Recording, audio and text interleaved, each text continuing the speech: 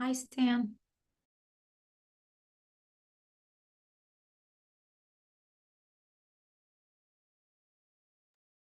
Actually, no, Stan. It's me. He only does the Oh, regular and the work hi, chat. Christina. I'm like, Stan, why is Stan not responding?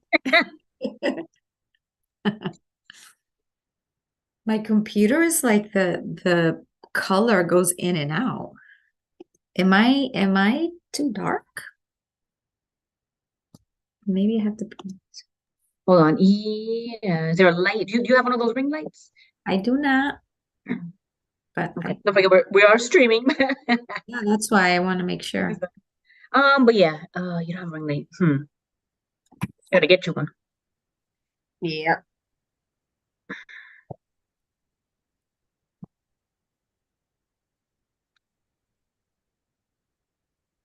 Is that any better? Nope. Is that angle? Yeah. It's You know, definitely Stan always likes to it's definitely the angle. There you go. Oh, actually, yeah, I could see you now better. The angle. Yeah. All right, we have 2 minutes. I'm gonna go munch on something real quick and then Sure.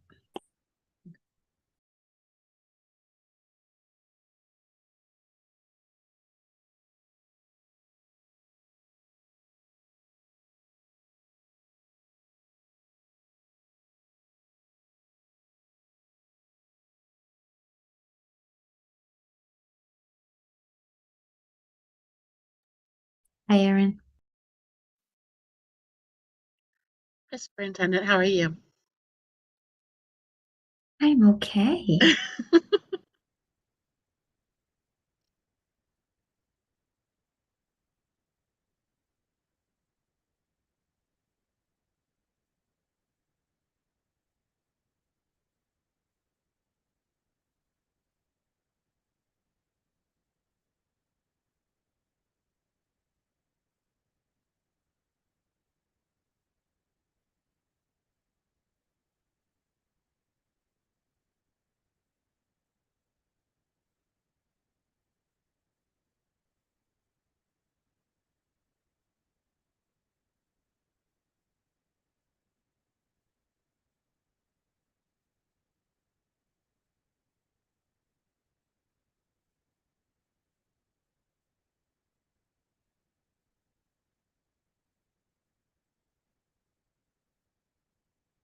Team, I think we're already streaming, but I'm just going to give you the heads up that I'm going to do hi, Dr. Ali. I'm going to do the quick overview to set the stage for IIRP. And then I will have to transition off to complete a fingerprinting training that I learned all superintendents are now required to complete. And there is a deadline. I'm not going to say what the deadline is, but you can imagine what the deadline is. I'm a little disappointed. I'm like, I like, really wanted, I wanted to learn all about, like, I wanted to but you hear. already know it. But However, it should be 30 minutes to an hour. So I'm like, I'm sure I can do it in 30 minutes and get back on. I would be really happy if you did, but So, if I so, get so it. know that. No pressure on me though.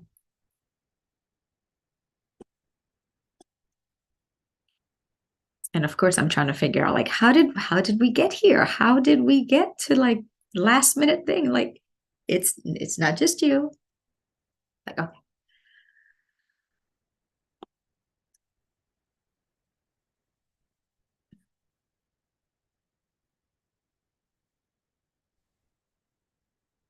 Happy Wednesday. Hello. Good How afternoon. Good afternoon. How are you? We're plugging along. Can only guess where I am. I can see where you're at. Mhm. Joy.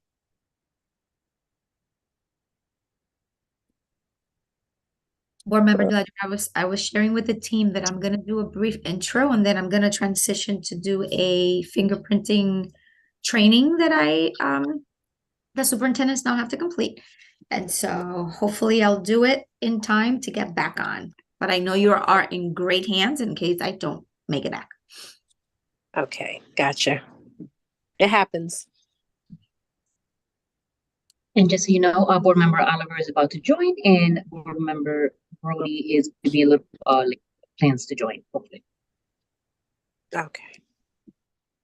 Okay. Sounds good. Is she joining now or let's see? Oh, she's on. Great. Oh, okay. Are we ready to get started? Yes. Okay, let's get started. All right. Am I on mute? Okay. We ready? Yes. Okay, great. Okay, good afternoon, everyone. My name is Francoise Darastel Ledger, and I am the chair of the Teaching and Learning Committee for the Hartford Board of Education, and today is November 29th, 2023. So we are going to get started, and I'm going to popcorn it off as I always do to who's in the room, and I'll start with our superintendent. Good evening, everyone. So glad to be here with you all. Leslie Torres Rodriguez, proud superintendent. Am I tagging someone else? Is that okay? Let's tag Dr. Ali. Good evening, everybody. I'm excited to be here. I'm Joanna Alley, and I'm our very proud STEM director. And Erin's next to me on the screen. Good evening, everybody. My name is Erin Doyle. I'm the Assistant Director of MTSS, and I will tag Chief Barney.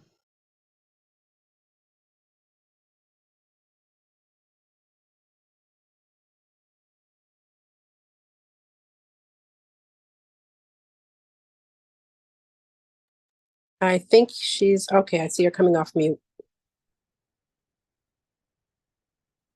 Or she went back on mute. Chief Barney, are you there? Well, we can tag. Oh, is she there? No.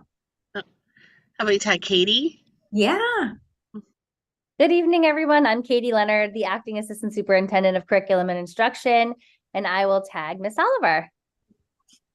Hello, everyone. Kim Oliver, a little bit of a cold, but I'm here. Lovely to see everyone and looking forward to the meeting. Hello.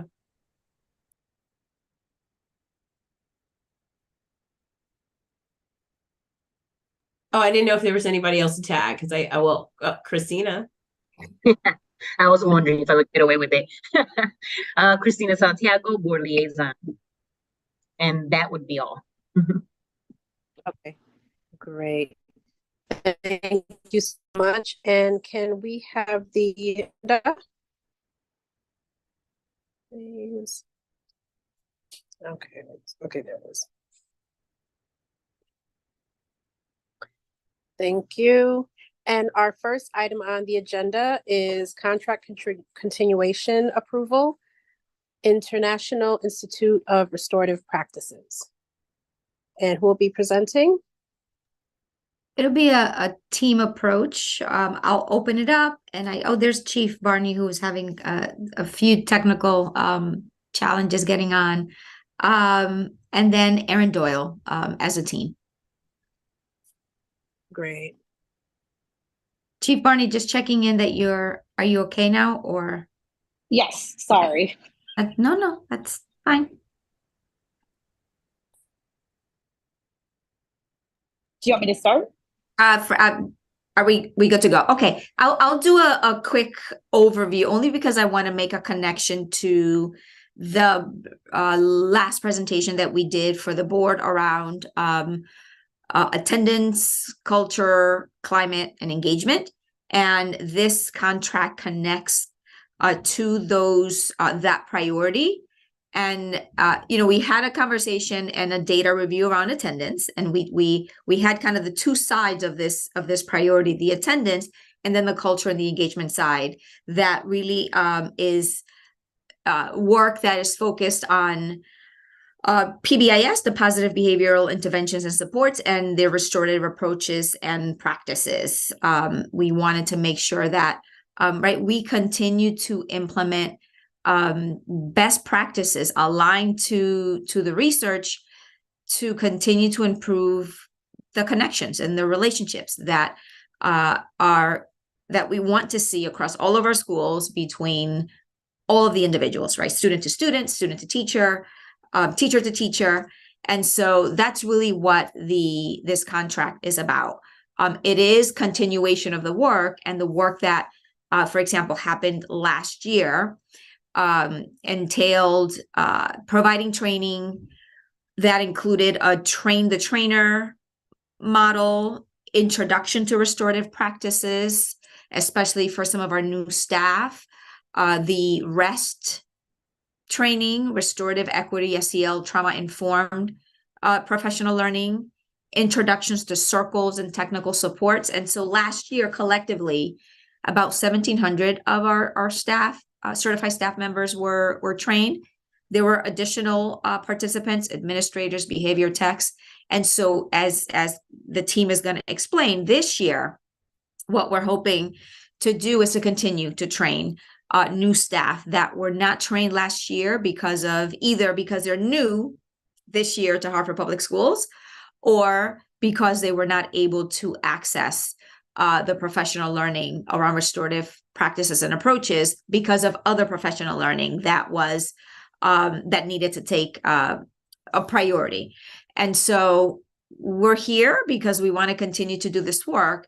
And really, we consider this to be just a foundational approach to the work. We know that we want to stay a restorative, trauma-informed district.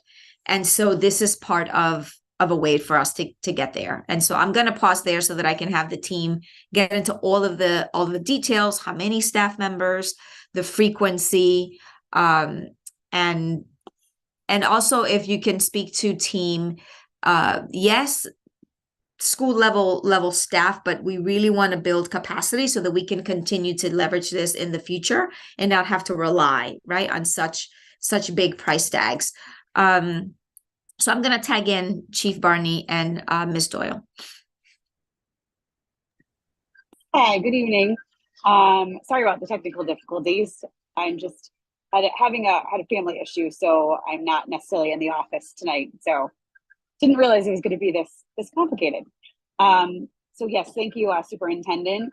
Part of the reason, again, that we connecting to the ACE presentation that we are really pushing forward with the IARP and the restorative practices is that, you know, we want to support our staff as well as our students and ensure that, you know, we're giving everyone the social emotional supports needed, but also it was raised like, what is the number one indicator for, you know, engagement in schools, and it's relationship building. And that is a key component of restorative approaches. And so what we're really hoping with the model this year, so in prior years, we've trained our 6 through 12 and support staff.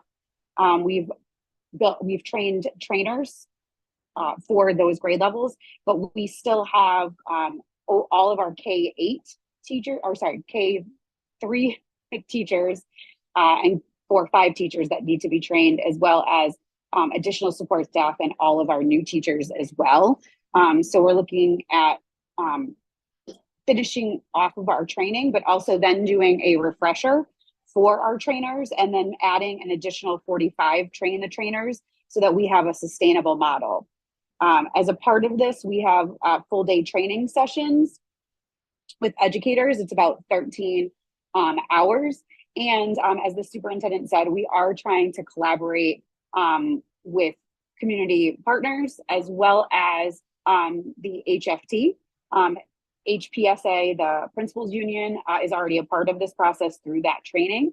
But we have met with HFT president, and she will be participating with us in the training coming up in February, and is very excited to collaborate on that process as well and support the training for the staff.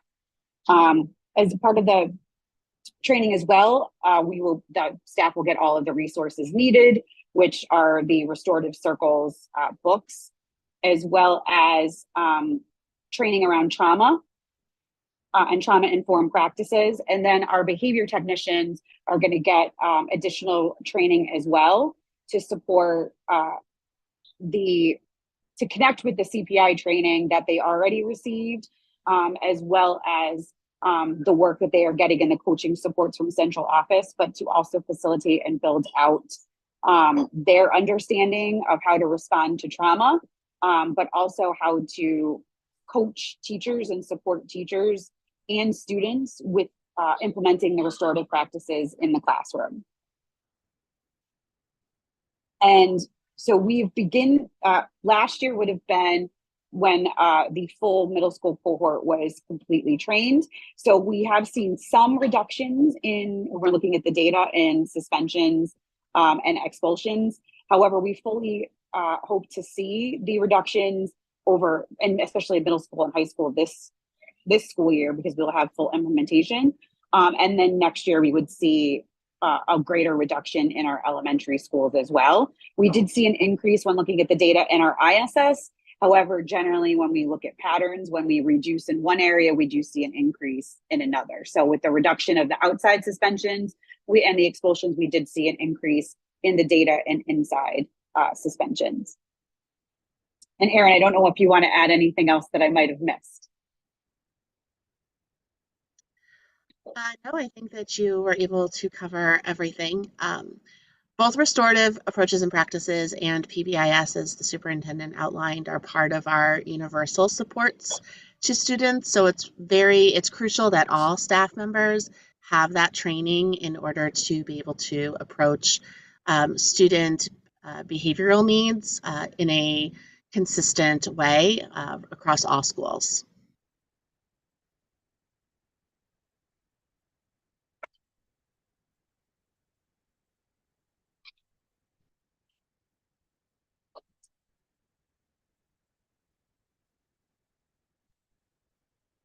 Miss Santiago, are you scrolling? Because if we can, I just want to make sure that we're going through all of the aspects of the form, since it's our It's a newer form, and I haven't yet gone through all the staff to kind of train them on how we should go through. I think we should follow the form and speak to it so that the public can follow, and that the board is also ensured that we have answered each of their agreed upon metric.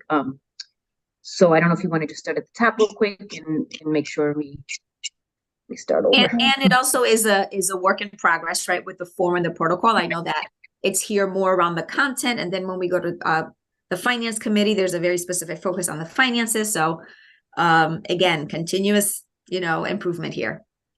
But we could kind of go through Chief Barney and Miss Doyle. Yeah, I think looking at the contract summary, we spoke to the purpose. I think the piece that we did not speak to would be the cost and the budget. So if you can go back the opposite direction. Cost? Yeah, the cost. Yeah, it's closer to the end. Oh, okay. Like right after reason for contracting. Yeah. Yeah, I think that was sorry, I think my screen is slow. Yes, right here. There it is. Cost.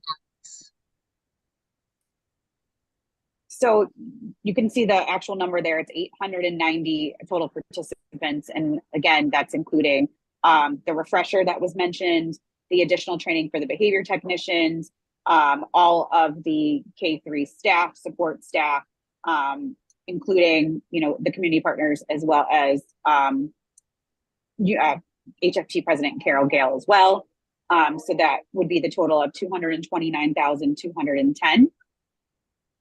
And then there's the specific breakdown that I did speak to slightly around the number of hours of training for each component. So for the educators, one of the pieces that I did not speak to would be that for every one trainer, it would be 45 staff members. So again, we want to keep it.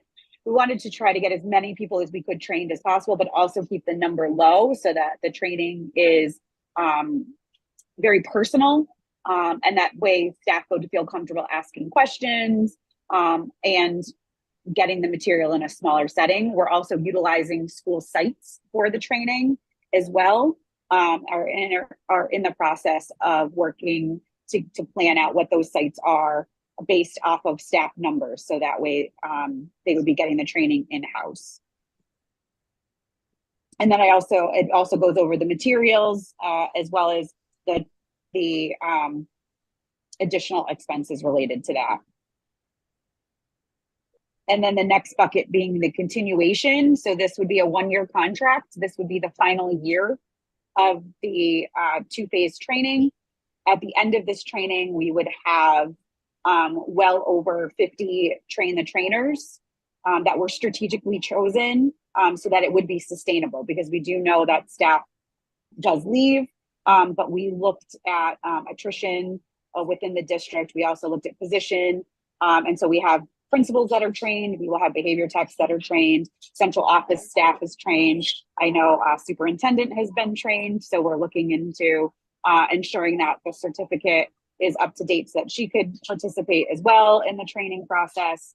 I will be getting trained. So we'll have that in order to be sustainable going forward and not needing to continue the contract after 1 year. And then the last bucket, the stakeholder engagement. So again, worked with principals and the HPSA around this, as well as the HFT, to ensure that they were aligned with the practices, that they needed the supports around the social, emotional, and the restorative practices, and getting their feedback around the using IIRP to do this training. Do you want me to go through all the other buckets too? Yeah, if you can scroll down, Ms. Santiago. Okay, yes, we have the the vendor. Yeah, so We've used, these, yeah, I was gonna say, Yeah, we've yeah. used IIRP before. That's who the facilitator was last time and has been.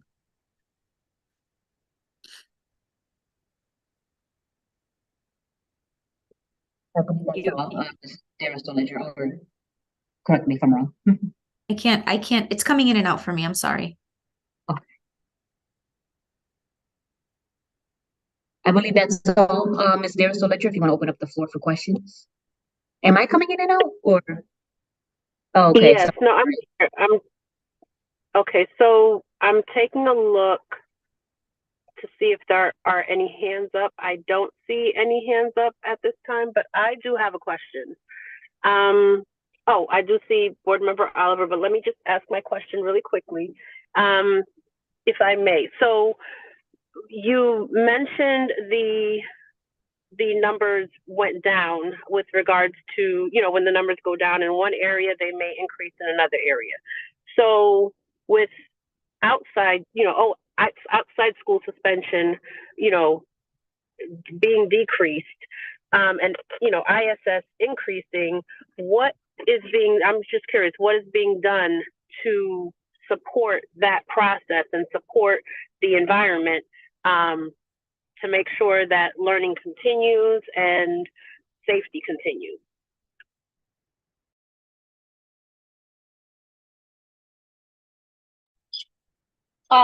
So we're doing a lot of supports to wrap around in order. So the OSS, yes, have decreased. So, and ISS has increased. So in order to support with, students that may have the sanction of inside suspension, and also to ensure safety and supports for teachers, that's where a lot of the restorative practices come into play. So restorative circles, repairing the harm, making sure that respect agreements are in place and that people are following them, that there's voice and there's also community building included in the process. And then we're also doing a lot to support and train our support staff. And so Ryan Brown, who is the district school safe coordinator, in collaboration with Aaron Doyle and myself, have met. We've met with school principals. We've gone into schools, met with school teams to look at what are the needs, what are they seeing in their data and their trends, and then how can we support them in that area so that it is a safe school climate and that students are engaged in learning and that teachers are able to move forward with their lessons. So we've been really putting a lot of wraparound supports in place on top of the additional training with the restorative practices as well. And Erin, I don't know if you want to add anything else. I was just going to add that when we see the decrease in out-of-school suspensions, it's really because there's a shift in thinking around how we best support students when they are engaging in behaviors that are less than desirable. And outside suspension removes students from their school communities. And so that does not help the engagement piece. So by leveraging in-school suspensions more, our hope is that we can keep students engaged within their school communities and provide those supports and interventions to students so that they can rejoin their school community in a safe way. And so we do work with staff to make sure that if they are receiving in-school suspension, that is done in a safe way for all students and staff.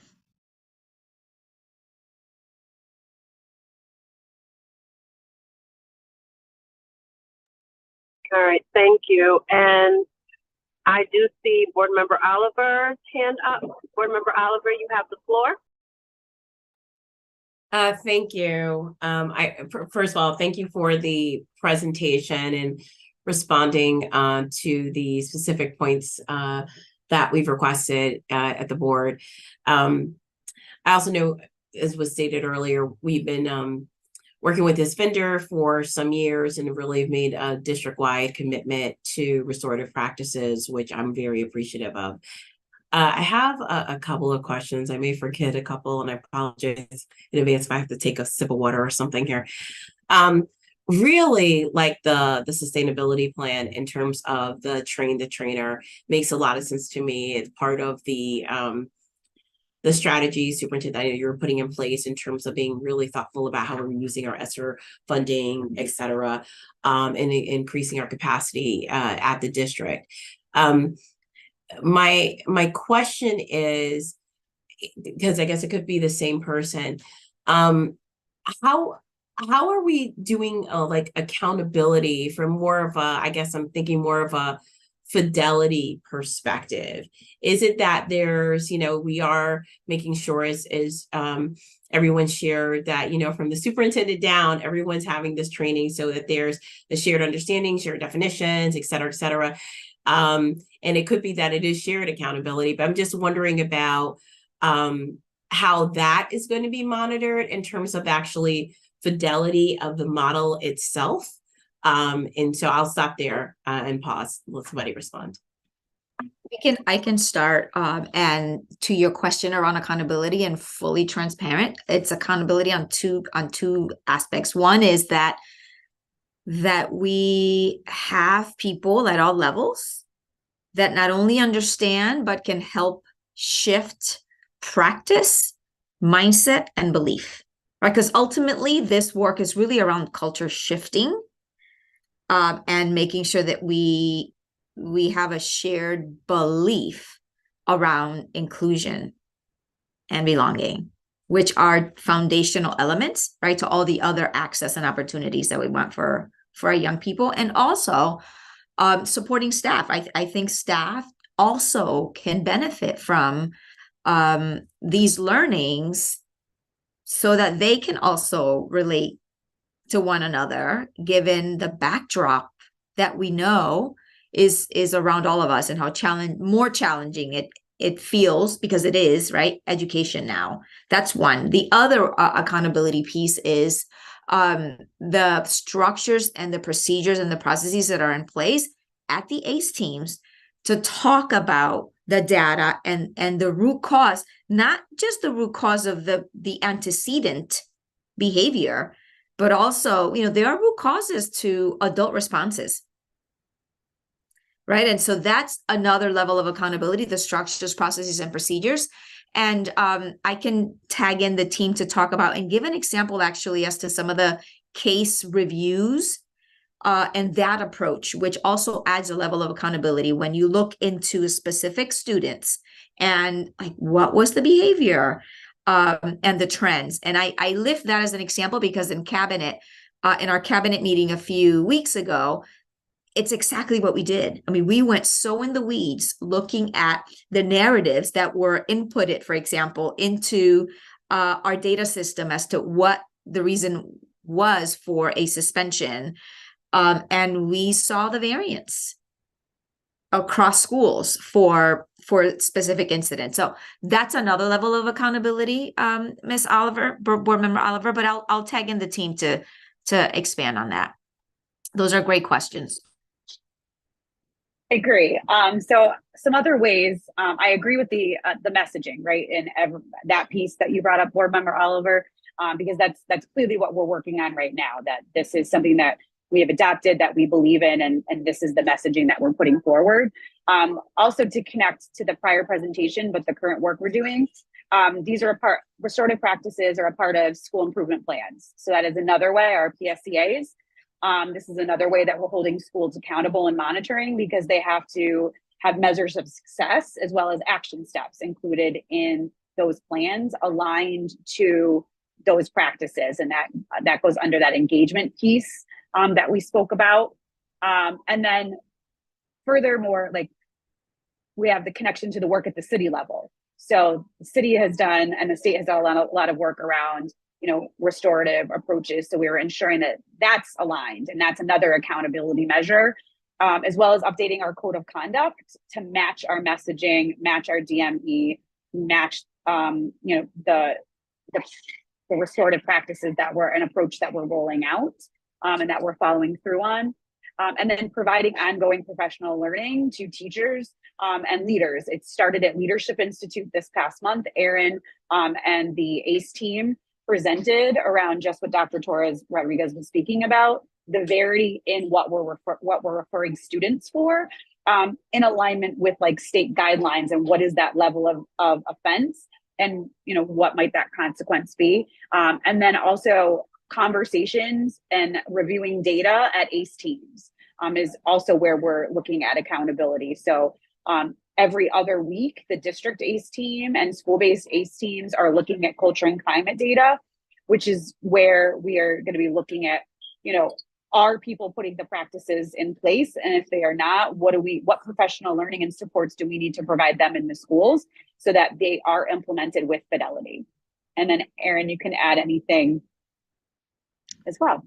Yes, we've worked and are continuing to work this year on really ensuring that we're aligning all of the messaging that we have at a district level, including our code of conduct, along with our district ACE team and the processes that we're using within those teams mirror what happens and what we'd like to see happen at a school level within school level ACE teams.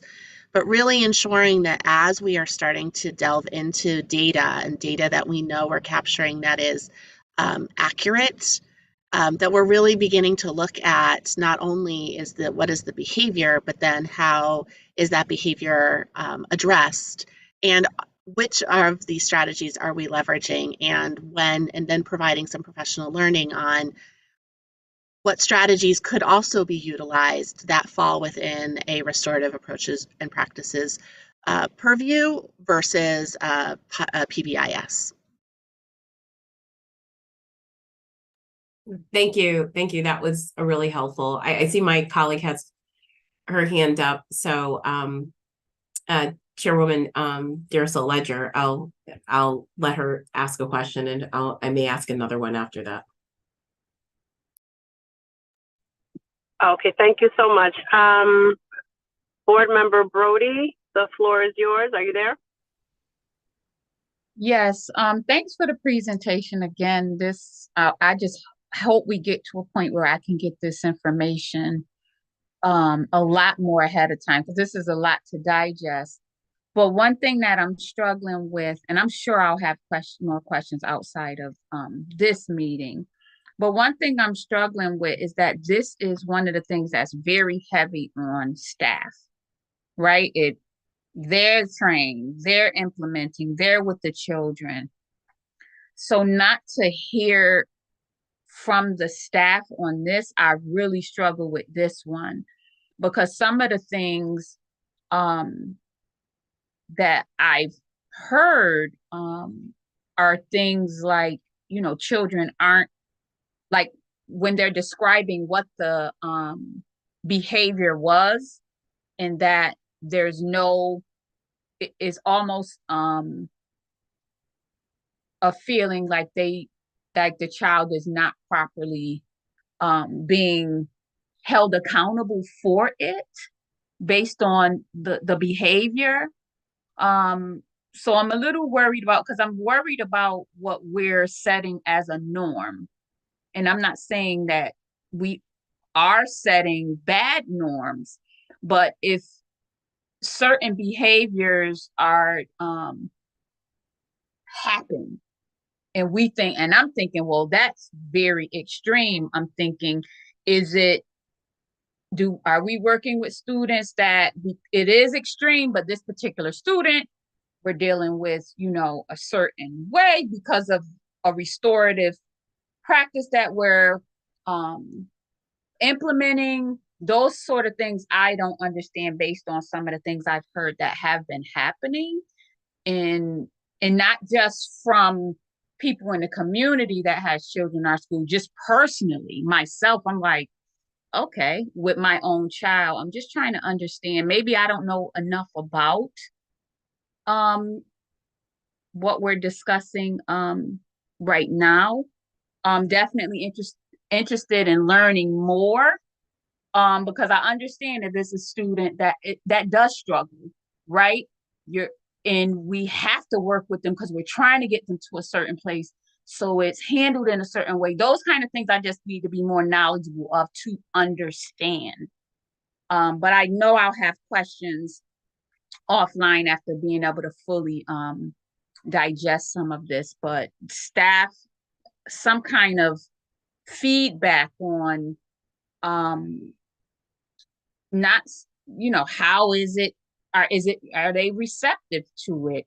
Is there, all of those things. But I did want to say, do they have a option for us to get online too, so we can save like 24,000, however much it was for those books? Like, is it an online tool that we can almost save $25,000? That's probably my only question to ask, is for me to be able to understand more about what this is exactly.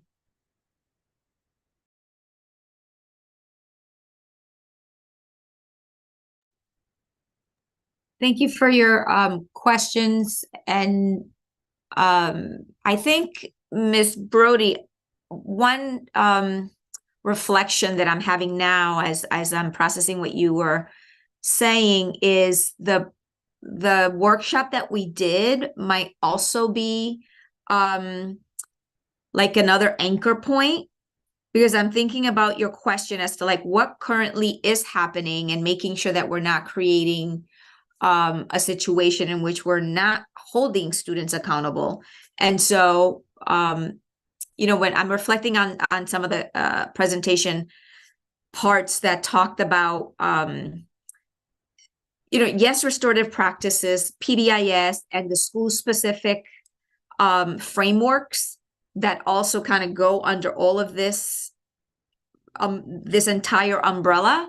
We are not saying that we're not holding students accountable. What we are saying is that we want to have a full understanding of like where the behavior comes from, and also the approach to the response. And when we did reflect on our data, I mean, we still have, there are suspensions, there are in-school suspensions, out-of-school suspensions, and expulsions.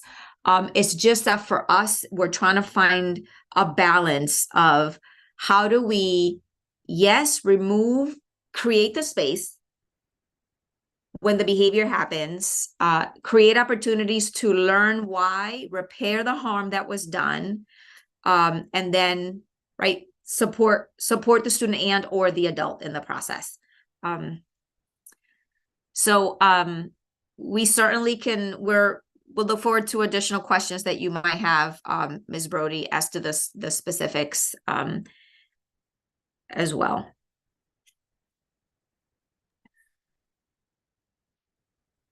Board Member Brody, do you have any more questions? Did that answer your question, or would you like more clarification, or are you good? No, well, the $25,000 question, and I might be inching it up, but it's right under 25,000 that we're spending on books.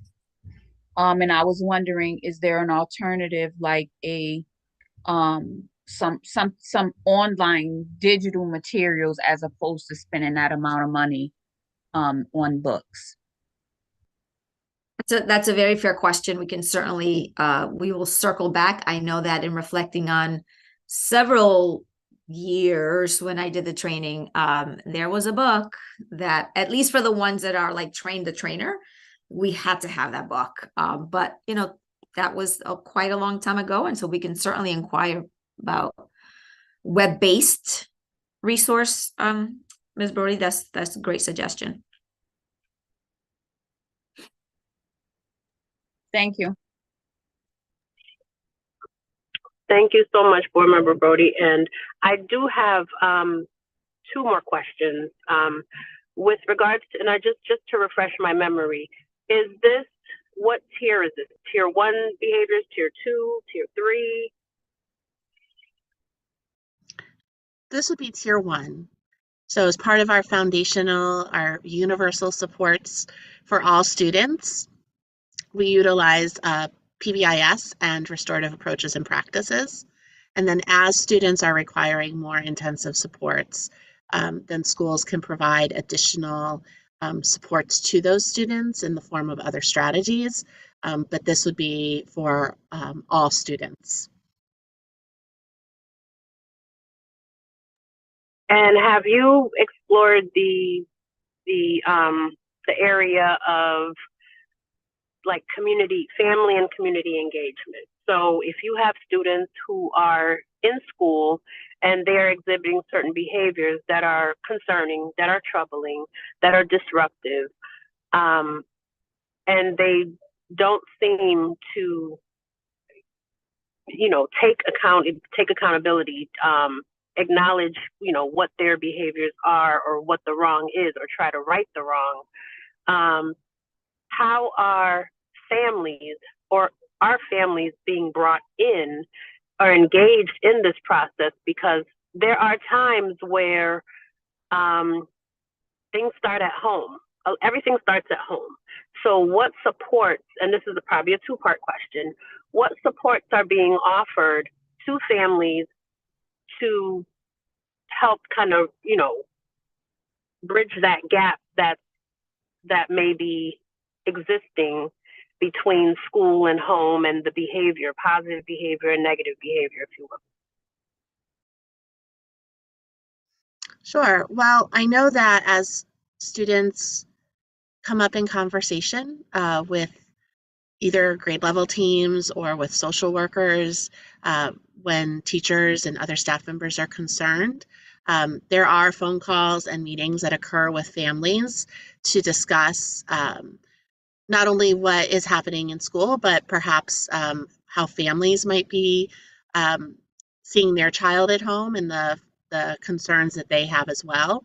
And then we're very, we're lucky in Hartford in that we have a variety of community support providers that our social workers have relationships with, that they can refer families to and support them in getting appointments and with helping families make those connections to agency supports that will, in some cases, work with families in their homes, but will also work with students outside of school and in some of our schools within our school community to provide additional, more intensive supports to those students.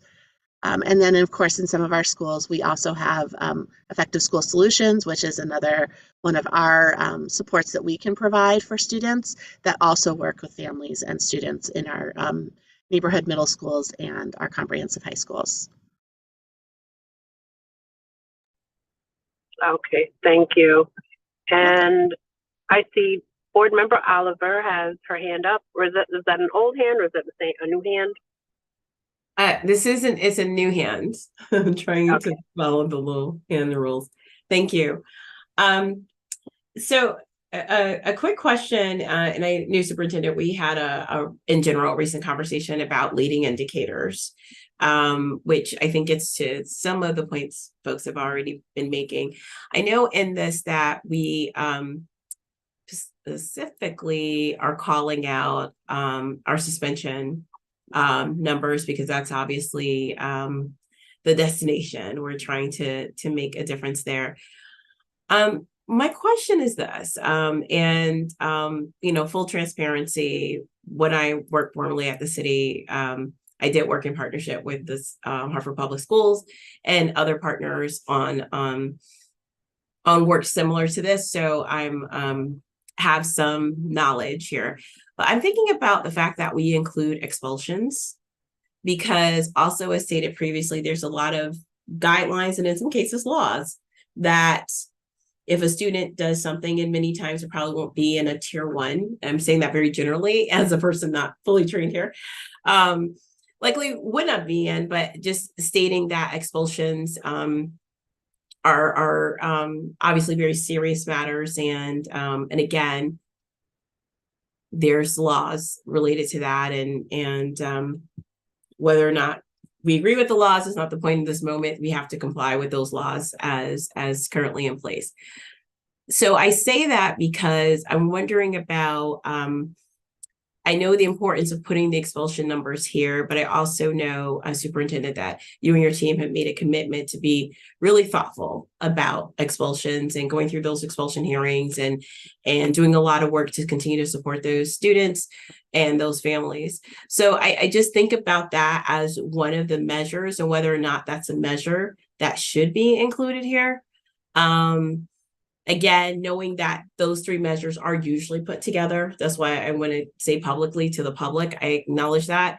And I'm not saying that we shouldn't be looking at expulsion numbers in general for our student body, but just thinking about the specific work of restorative practices and whether or not we believe that that will impact expulsions. And then if we do, going back to this leading indicators point, isn't it really perhaps an indicator before that? So I know that was perhaps complicated or maybe even confusing, but I wanted to put that thought out there and welcome anybody who has any thoughts, or if you just want to sit with it, that's fine too. Thank you. I think we'll do both. We'll definitely sit with it. But the initial thought that I have is, I think that your questions and your comments speak to the complexity of all of this, right? When I think about the expulsions that are not because of a legally mandated response, right? Firearm, weapon, right? Certain drugs, the intent behind those. There are situations in which behaviors, even after supports and interventions, are repeated that might require a consideration for an expulsion and might lead to an expulsion, even if it's an expulsion of 10 days or whatever the hearing officer determines. And so I think that's part of the rationale for also thinking about the expulsion data within this broader context, because it is a continuum, and including it also it's almost like there's an accountability for us to reflect on what is the culture, what is the practice, and what is the mindset that ultimately could lead to the ultimate exclusion, which is, right, an expulsion. So we can continue to think through that, because again, it is like it's not isolated, but if we don't create the entire system with the training, with the responses, with the supports, I think we will be missing it. And so that would be a struggle that I would have initially thinking about it, to not include the expulsion, right? Because it's ultimately, if you're not mindful of it and you're not mining and minding that data point, could it get away from us? Team, I don't know that I didn't mean to get so, but that was a great question. Like, it really got me there. And thank you. I don't know if anybody would say anything else, but I just want to say thank you. I appreciate it. And I also appreciate the response, because you're right, it's still a larger system and needs to be in consideration. So I really appreciate that comment. But thank you. I also think that, when we think about re-engaging our students who come back from an expulsion, the restorative approaches and practices component becomes essential to making sure that we provide the opportunity for students to come back into the school and do so with integrity and without bringing in what has already happened, in hopes of perhaps being able to re-engage them to the point where there isn't another occurrence of those same behaviors a second time around. So again, another amazing point. So I'm also wondering, not to add another, but again, just for consideration, because like I said, these are usually the three. So, but I think your point in terms of the sense of belongings, superintendent, and also Ms. Doyle, what you're saying, perhaps there is something else there. And I know earlier we talked about teacher feedback as well, but just thinking about those points of the culture and that mindset piece that all of you are speaking to, really appreciate it. So thank you. No further questions. Thank you. Thank you so much, Board Member Oliver. And I'm going to see if we have more of this presentation, or are we done? That concludes on our end. Okay, great. Thank you so much. And if there are more questions, which I'm sure there are, because I do have some, but for the sake of time and to be respectful of the other agenda item and the presenters who are on, I'd like to invite individuals who have more questions. Please forward those questions to Christina, so that we can, get some answers, soon, in a fairly reasonable amount of time. So once again, thank you for that presentation. And Christina, can you please put the agenda up again? Oh, I believe so. Oh, it's up. Okay. Thank you so much. So our next agenda item will be the STEM presentation. So I know we have Dr. Ali on, and Dr. Ali, the floor is yours. Just me. Hi. Good evening, Hello. everybody. Hello.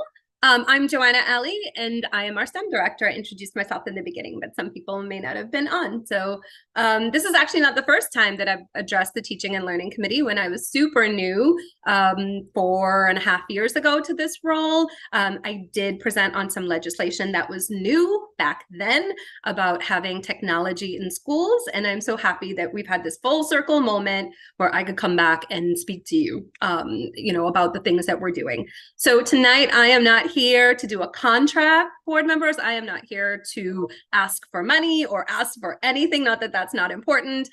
Tonight is really, my department would like to show you what we do. I know sometimes you come to our events. We certainly invite you to come to all of them.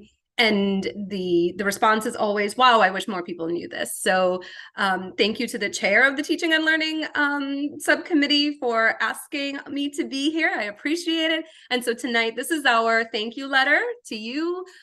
This is we're stewards of the taxpaying dollars, and I want to show you like how that's being spent. So we're moving along. Christina, do you do it or do I? Oh, you do. So I would be remiss because tonight I'm going to say we a lot. And so the we is not a me. So I am our STEM director. And when I came on, it was honestly just me. So I was a one-woman show. And over the years, we have added some people to the team. And so now I have a little family. My technology coaches district-wide are Jordan Wissinger. And she is now a NASIF fellow, which is on our website if you want to read about her. She was a born and bred Hartford teacher, English teacher that transitioned into technology. Will Cheney is also a district technology coach, and he comes to us via Texas through Colorado.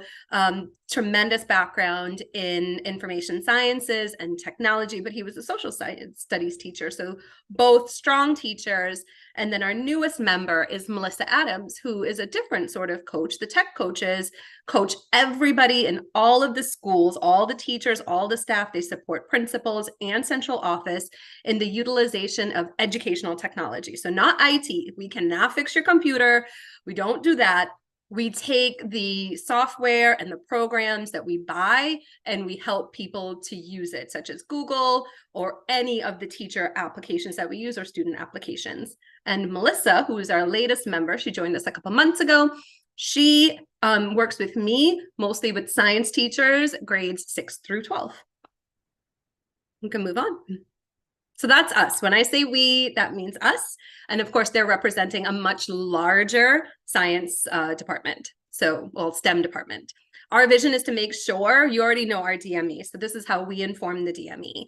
We use our STEM knowledge and skills so that our students be able to solve problems, think critically, and become global citizens. And our mission is to make sure that all of our students have an equitable STEM education that empowers them to gain that knowledge and skill to think critically about the world around them. And this year, we have chosen the following areas to focus on based on research and data that I've collected over the last few years for the areas that would give us the greatest leverage for success in terms of student engagement and student outcomes and gains. We are looking at success criteria, standards-based evaluation, and collective teacher efficacy, with a big focus on the teacher efficacy, which is the shared belief that together we can do this work. So really, I'm striving to give excellent customer service to our teachers. All right. Just a little timeline, everything in context, right? So NGSS, which is the Next Generation Science Standards, is a new way, relatively speaking, of looking at science standards, and teaching science, technology, and engineering. And those were adopted by, the national standards were adopted in 2017. That's actually not that long ago in terms of, where education has been. It's one of the latest installments. Science has not had a reboot ever. So this is the first time. And then in 2018, before I came on board, we started to look at how we were going to adopt these standards into our practice because the state of Connecticut had adopted them. So 2019 was our big year in terms of our implementation of the Next Generation Science Standards. And I'm not going to go through all of this in the essence of time. Plus, this is supposed to be, a little lighter. You can certainly look at this and see where we have come. So that initial investment back in 2019 of $850,000, we were able to do everything that you see up until 23-24. So we rolled out middle school, then we rolled out high school, and then we did 4th and 5th because we had to pivot in the pandemic. We wanted to do full K-5, couldn't. Did 4 and 5 because maybe you don't know, there's testing in science, and that came on board 3 years ago. And so we test in grades 5, 8, and 11. So it was important for us to make sure that our 4th and 5th graders, we trained those teachers first. And then we went to the K3 pilot, and then all sorts of curriculum resource and training. Again, another infusion of another $800,000 the year after. And then in 22-23 was that last real push for introducing models, and our Look For tool came on board, and we piloted Modern Classroom. And right now we are piloting something new that the state asked us to try, and we're very, very fortunate to have been selected as the pilot school for the state for Open SciEd. And we're adding Invention Convention. So just that's the history of us, and you can certainly take your time to look at the numbers, and total investment there is about $2.1 million.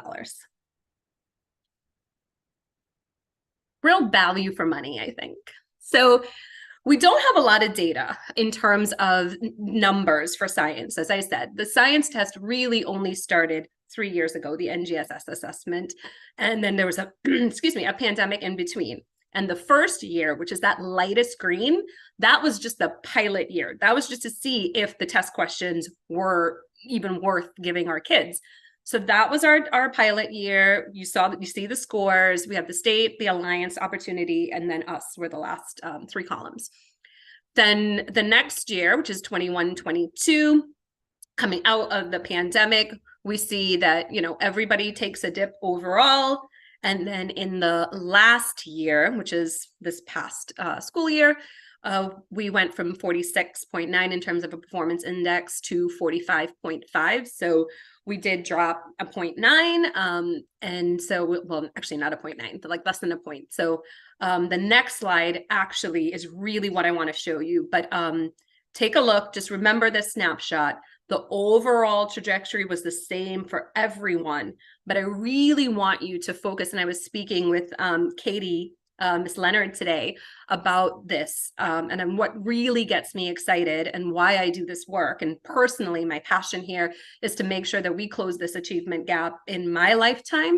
And so when we look at the state and 61.6, and we look at Hartford at 45.5, that's only a 15-point spread between us and the best in the state.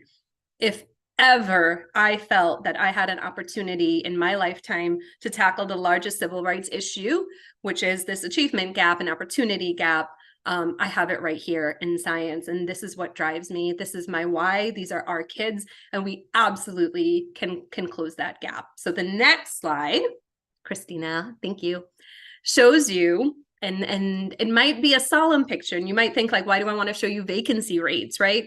Here's the thing. We had 21% vacancy in science last year and the year before. And this year it's actually just slightly worse. And we only fell by less than a point, less than a percentage point. And so that speaks to the things that we created for our classrooms, all of the strategies that we leveraged, using technology to be able to bring to the kids that didn't have a certified teacher, that had subs in their classroom. We were able to support them in such a way that it was almost, and I don't want to minimize the fact that kids need a certified teacher and deserve a certified teacher in front of them, but that is a win. Like that drop without 20% of our teachers, well, I'll take that win. And we know that number shows us that if we have a full deck and we continue to retain our teachers, which is why I'm focusing on customer service and keeping our teachers informed, happy, collective efficacy, we can do this. There's no reason why we should not close that achievement gap. And I know that's a bold goal, but that's my goal. All right, moving on. Show you some fun stuff. So this is what I'm doing about it. I am going to make sure that our teachers have the very best, not only customer service, but the very best learning, and it's individualized learning plans. So you'll get a copy of this and you can click on all of these links. And these are the things, but these are the people I want to show you. The science teachers are the most diverse group of teachers in the district. They are, and I am biased, the very best educators in the state, in the world, but I don't know the world, but like I know, well, I'm from Trinidad. So I know that our teachers are the very best. They are highly educated. Of course, they all have master's degrees, but these teachers like have advanced training in science, in chemistry, and biology, and physics. All of our physics teachers have PhDs. They are incredible, and I just want to highlight them and just take a moment to show you, one, our diversity, two, just what we do in our PL. We are always doing things together. We're building, we're making, and we really do practice what we preach. So if we want to do hands-on learning with kids, we do it together when we get together. And you're certainly invited to come to any of these trainings that I have. And another really big focus for us is to make sure that at the heart of what we do is diversity, equity, and inclusion. Those aren't just buzzwords for us. When you get a chance, like click on that checklist. We make sure that every single one of our lessons that goes out is measured against that checklist to ensure that we have culturally relevant lessons and materials for our students, and we give our students the opportunity to link their experience, their local experience, their personal experience, who they are, their, mother language, all of it. Like, they are allowed to connect that in science class, making it hopefully a safer, just more engaging learning environment. All right. Oh, and if you go back there, our professional learning, you can't really see it in the pictures, but if you come to our science fairs or our STEM fairs or our STEM nights with family and community partnership, we always have our community partners with us. So up there, we see Invention Convention, and then we see Milestone C. These are all of the contracts, right? When we do come for money, this is what you're paying for. You're paying for these teachers to have these truly enriching experiences that goes right to the student. All right, moving on. This is the Look For tool that we're using to make sure that we have high quality instruction in our science classrooms. And I'm engaging and making sure that this was designed by teachers. I'm so proud of this. This was something that our science teachers took the time to do, because if somebody's going to come in and look for things, I want to make sure that, our science teachers have the opportunity to be able to say what it is that is good science instruction. Our teachers are truly experts, and the vast majority of our administrators are not science teachers. And so this gives the teachers choice, voice, agency over their profession, which I think really does help to make for a happier workforce. All right, moving on. And so here are some of the things that we're doing that are new, right? Not just science class, not just curriculum. I showed you all of that. We have embedded, we've given accountability tools, and now we're adding, I call that the cake, right? Like we've baked these little cupcakes, and now we're going to add additional learning experiences for all kids on top of it, and that's our frosting. So we started the Seeds program this year. We hired a school gardening coordinator a year ago, and we have decided to pilot this program where we use school gardens and plantings and spaces as an outdoor classroom. So that's an extension of our classroom, and we are actually teaching our curriculum with gardening. And these are our pilot schools this year. But of course, with everything I do is meant for scale. And so we do have the infrastructure. I just got 3 grants to continue this work through the Hartford Foundation for Public Giving. And so all schools in the next 3 years, the goal is to make sure that they all have outdoor classrooms that are gardens that can not only support the curriculum, but actually grow produce with our school to farm coordinator, or who works in nutrition, to be able to put items on the menu. All right, next one. I could show you some. It was the most popular, like I cannot explain that students love technology. They love robotics. They love coding. They love esports. And yet this was the most popular activity, not only at our STEM fair, but whenever we have it at schools for family events. They love getting dirty. They love playing with the plants. And these plants were actually grown at Hartford Public High School in the Green Technology and Engineering pathway in the greenhouse that we set up there that our students engineered. They designed a hydroponic lab, and then they grew these seedlings, and then they allowed our elementary school students in our seeds program to be able to transplant, and every kid got to take a plant home, and it was right before Mother's Day, so it was really timely. And that's our school garden coordinator, Dr. Stacy Jameson, and she has her PhD in urban farming, which is phenomenal. And this is the greenhouse that we have at Hartford Public Schools that the students designed, that the students built, and now many of them have internships at places like the Keeney Park Sustainability Project and at Knox. And that's our pathway. All right, continuing on. This year, you did approve contract for Modern Classroom, and I did come before you to advocate for its continued involvement in our district. And I just want to show you that we give, our teachers leadership opportunities. I certainly believe that in my department. It keeps people engaged. And this is Thomas Longear, who on the right, Dr. Longear, actually, and to his left is Dr. Demond. I'm really, I'm bragging. I know my teachers are the best. And he's a history teacher at Hartford High. He implemented Modern Classroom last year during our pilot, and he saw incredible gains. And so I asked him, why don't you come? And so train the trainer model. So with Modern Classroom, he actually was able to show his colleagues who may not necessarily would have, believed that this could be possible, not just in Hartford and not at a magnet school, but really at the Hartford Public High School.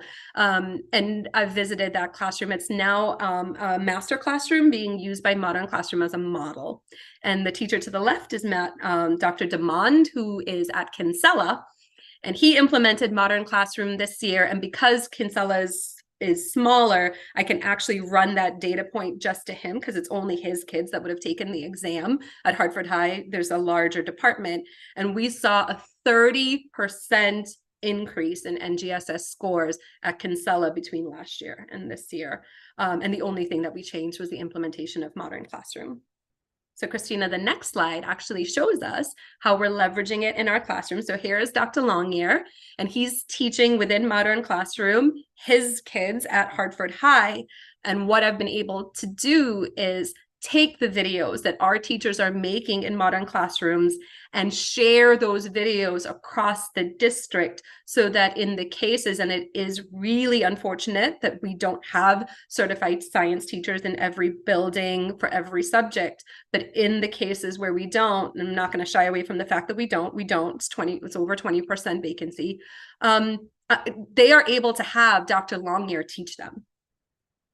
Within our online platforms. And so they're getting grade level certified instruction, they're getting standards aligned curriculum, and they're getting a Hartford Public Schools teacher helping them. All right, so thanks for the Modern Classroom. This is our tech timeline. I won't go through it for you, but we've come so far in the last few years, and technology is one of those areas that that changes as quickly as we can build it. And so I started in 2020. And so that has come along with me, and the coaches have absolutely added to this work. Jordan Wissinger, she spearheads our esports, and Will Cheney, he heads up our advanced manufacturing. So I'll show you what that is in a little bit, but certainly take your time and read these if you ever get a moment to see what we've done over the years.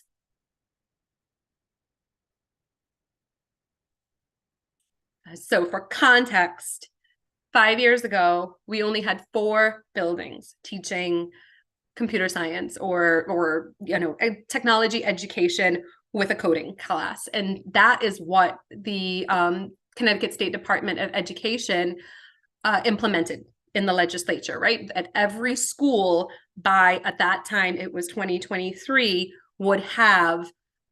kids would have access to a class in technology in their building. And so when I first came to this committee, it was to discuss with Dr. Negron what that really meant for us, to go from 4 and have to have every single building with this capacity when we didn't even have teachers that could teach it.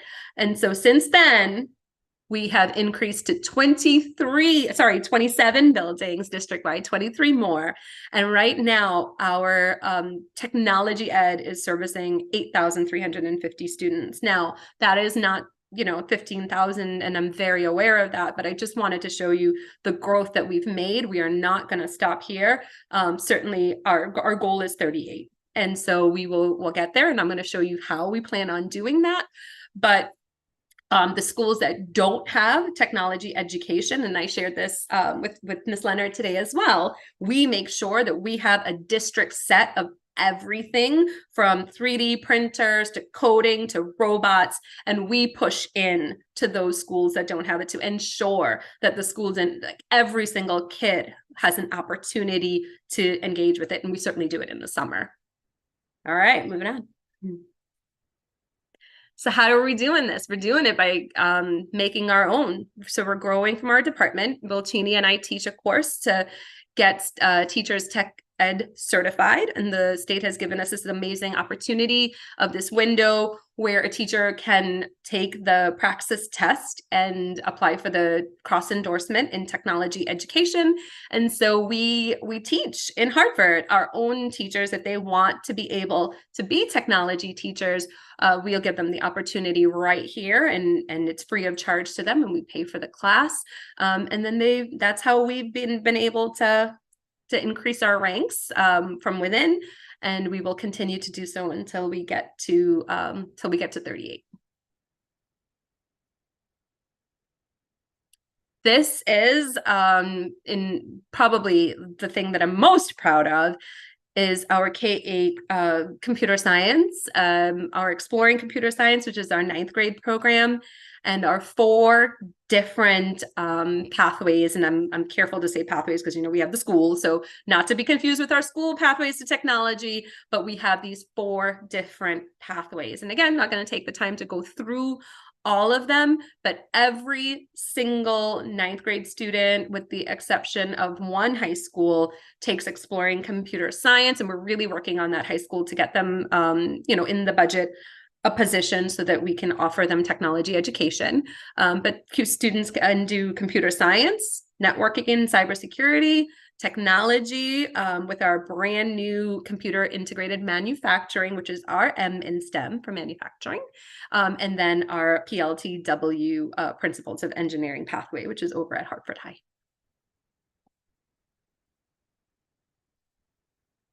So not to go too much into the weeds here, but I do want you to know that our newest course, again, this is headed up by Volchini and I, we wrote this course together, is Applied Technology. It's Computer Aided Manufacturing, also called Advanced Manufacturing.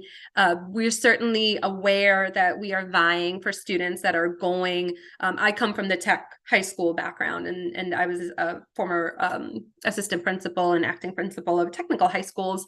And I know that we are competing with Prince for students. And so we want to be able to offer the same quality experience so that we can keep our amazing kids here with us in our schools.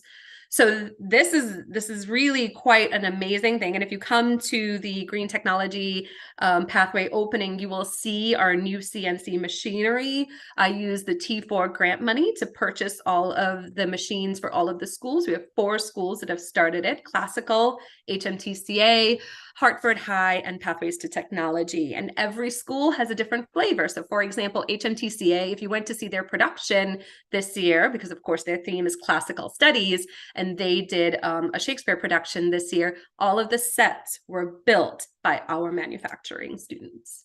So every school has a different flavor of how they're going to run manufacturing. All right, next one.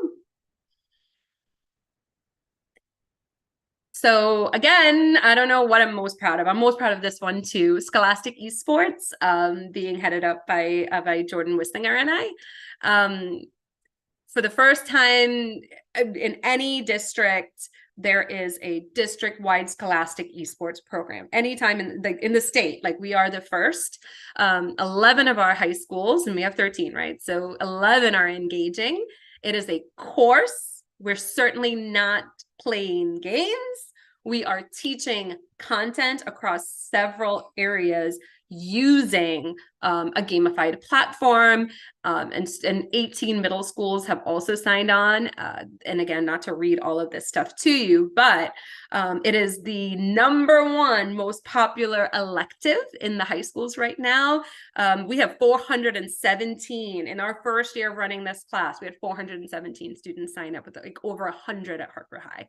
And then the middle schools, every school got to implement it with their flavor in their way. And very soon, our middle schools are going to be able to play against one another during the day. And then our high schoolers certainly plan on going to competition. And so Playversus, Generation Esports, NASF, and Nintendo are our partners. And again, use T4 grant money to support this, and a grant from Nintendo and a grant from Playversus and NASF. Oh, and we are launching Minecraft education for the little ones in elementary.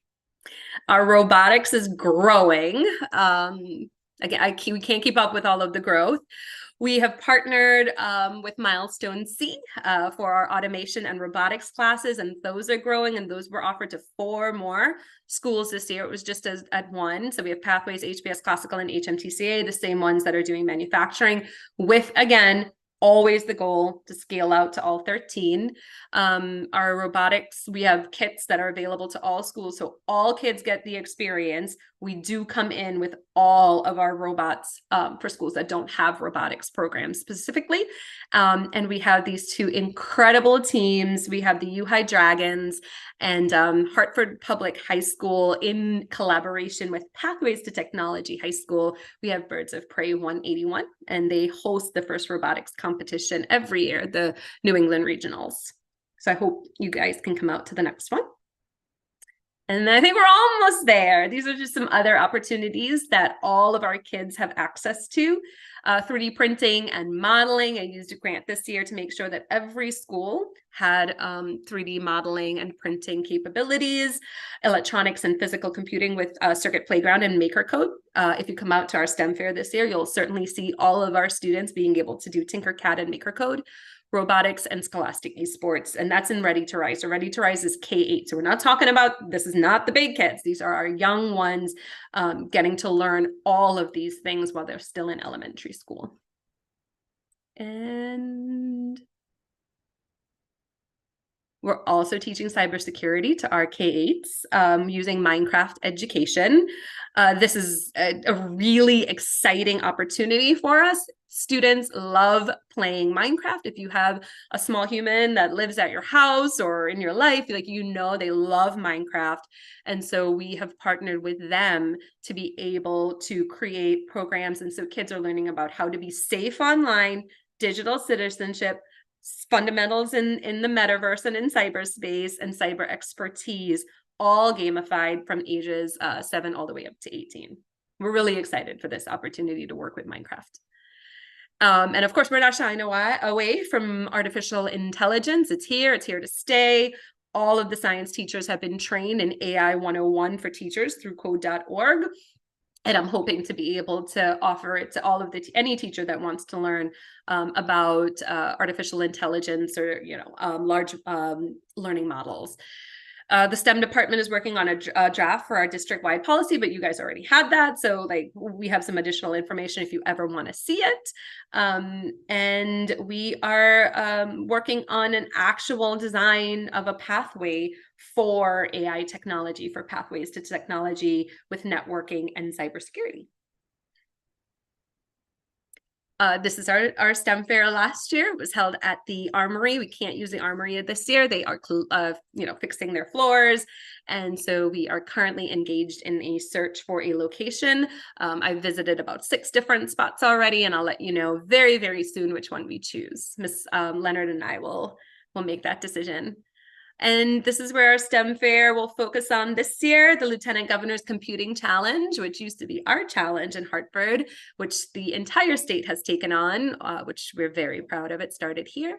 And those are all of the activities that our kids are going to be taking part of and the one I think that we are extremely proud of is the Make Able Challenge, which is utilizing applications for anyone in our community with disabilities, and students are charged with creating an app that would be of benefit to anyone with a disabilities to make them able to participate in the cyberverse, and make their lives easier. We had beautiful, beautiful entries last year. So that's it. Like I told you, this is just informative. If you have questions, I'm happy to answer. Hi, Ms. Brody. Thank you so much, Dr. Ali. That was an amazing, a very refreshing presentation. I just wanted to put a little shout out to, I have to say Montessori. I always have to bring up Montessori. For sure. Where it applies. That the Montessori, Annie Fisher Montessori program actually, then the Art Kinder program, the students actually spend quite a bit of time on a farm. And that's our part farm. of the curriculum. Yep. Yeah. And it's part of the curriculum, which is really amazing and also engaging for the students. And there are, I know No Webster has the garden. Yep. They have the raised flower beds, garden beds. And it's just, it's really amazing and awesome to have children know where food comes from. And also be a part of that process of just growing food and being able to, become sustainable, something that's sustainable. Also, I just wanted to, say something about the esports. It's great that this is actually happening because there's scholarships, there are competitions, and there's money that students can get for, if they want to further their education, go to college, learn a skill, apply what they're doing at home, when they're, when some of them are spending time, playing video games and gaming and things like that, they're able to really channel it and do something positive. So I'm just excited. That was really, kudos to what you're doing. And I love how you're, engaging, training folks, training teachers, and you're actually getting, rolling up your sleeves and getting in there and doing the work. So I just wanted to say that. Now I'm going to, I know that Board Member Brody, I see Board Member Brody's hand up, and the floor is yours. Thank you. And I cannot control my background noise right now, so excuse me. And I am a parent of a second-year Kinder student, so I hear a lot of stories, especially about Poppy the pig, who she want to go outside of season to actually go check on these animals and the baby goats. And I mean, she is just all for this farm thing. Like, it is just the highlight of her experience as being a Montessori student for sure. But I had questions. First, I just wanted to make a comment because Modern Classroom came up in a meeting I was in, and I just wanted to put a pin, so to speak, to just know that there are like some teachers that I think our policies get in the way of the implementation of Modern Classroom, with us restricting laptops from going home for some of the younger than middle school students maybe. and it really affect the modern classroom. And in modern classroom, like really never came up since I've had that conversation. So since it did, I just wanted to mention that because the teacher was so excited about it, and that was a barrier. So I don't know who that goes to, because I don't even think that's you. You just spoke to the portion of it that applies for this presentation tonight. Well, if you but don't she mind, felt- I can share like one thing. It has not been my department's experience, and I truly listen to my teachers and I keep my ear to the street. Our K-5 teachers, it's truly not appropriate modern classroom to necessarily leverage in K-5. So those are the kids that aren't necessarily taking devices home. Where it does come into play would be that 612 piece. So that's real. And so it would be something that we would have to look into. I have not heard it from our teachers yet, but that doesn't mean that that's not a real issue, as far as access is concerned. So yeah, so check Kinsella lower, because I know Kinsella higher the high school had an awesome experience. Amazing. So if you can check the Kinsella lower. Mm-hmm. But my question would be like, when you're not a STEM school, Mm-hmm. right? Teachers having support from you. So I'm just looking to understand non-STEM models, in particular, the lower grades where we're setting like this foundation, right? But what access do non-STEM schools have? Sure. In regards resources, your support, and all the wonderful staff that you're able to bring on board? So you're asking the right question. So when I showed you the timeline, all of us, like in terms of our implementation, K-5, first of all, that is the most important time to be able to start STEM education, right? Like when kids are younger, especially with things like coding. Coding is a language, we know that students who learn languages younger retain it and are able to speak it. And so, yeah, science is a language as well. What's interesting is that in STEM schools, you may think that, they're all doing like all of this amazing STEMmy stuff all day. And that has not been my experience on the ground. I have found that across the board, K-5 in district struggles, whether you are a STEM school or not. When we look at our 5th grade scores for NGSS, it does indicate, and that might not be a popular thing to say, but it is the truth, right? We are, and the reason that it's a struggle is that 612 teachers, they are science specialists, right? They went to school, they all have degrees in some sort of science, and then they have advanced training, and then they are there to teach biology, chemistry, 6, 7, you can't teach 6th, 7th, 8th grade without it. So you have to have that. K-5 teachers don't have a specialization necessarily in science. I would venture to say the vast majority of them do not. And it's not something like when you come in to teach K-5, you're doing the science of reading. So that's new, and that's new learning, and you have to do your letters training. And then now we have a new curriculum, and then math has a new curriculum, and there is a level of training. And so the opportunity to engage with the 500 K-5 teachers, to your point, and you hit it on the head, for them to get the same level of expertise to be able to engage with students is lacking. And Ms. Leonard and I actually had a conversation about that today, right? We had a beautiful plan.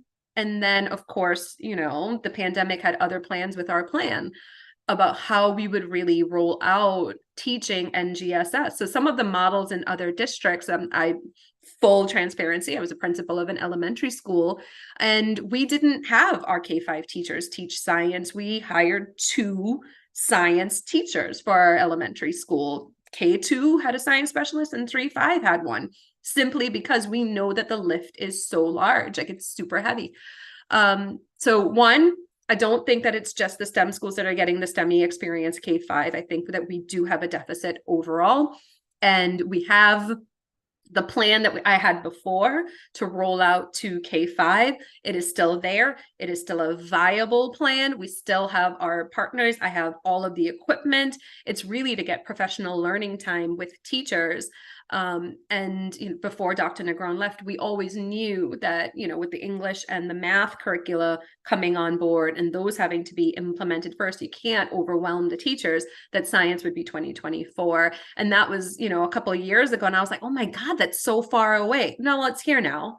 And so you are absolutely correct. That is where I need to spend all of my time, which is why we brought the STEM coach on board. She's going to focus 6-12. And next year, my only focus is going to be supporting those teachers in K-5.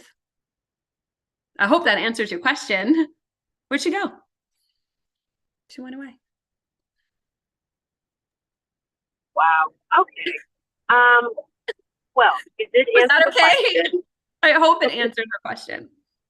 Thank you so much. She just said she's reconnecting. Oh, I mean, Okay, we're good. over time. I feel bad.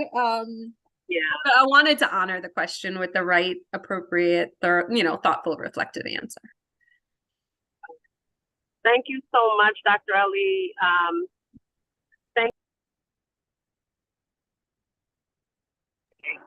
Okay, I muted by accident. But thank you for all that information. That was such an amazing presentation. Thank you for answering the questions. We are unfortunately over time now. And if there are any more questions, once again, I will say, please forward your questions to Christina Santiago, and she will get them to you. And I would believe, I would hope that you would answer the questions. But thank you again. And are you all set, Bonnie? I just want to make sure. All done. Anybody can reach out to me at any time, and look forward to your STEM fair invitation in the mail. You're gonna get a note from me. Of course. And I know we're over time, but I have to say that I did attend one of the STEM fairs, and I had an amazing time. The last one, I will say for the record, I was not able to attend because I was out of state at the time. So unfortunately I wasn't able to attend, and I was very saddened by that. But it's always an amazing time. It's always amazing to see the young people doing incredible things with STEM, and they really look forward to us attending. Board members, family, parents, community members, all of that. So thank you for all that you do. And thank you everyone for attending and participating in our Teaching and Learning Committee meeting, and have a good evening.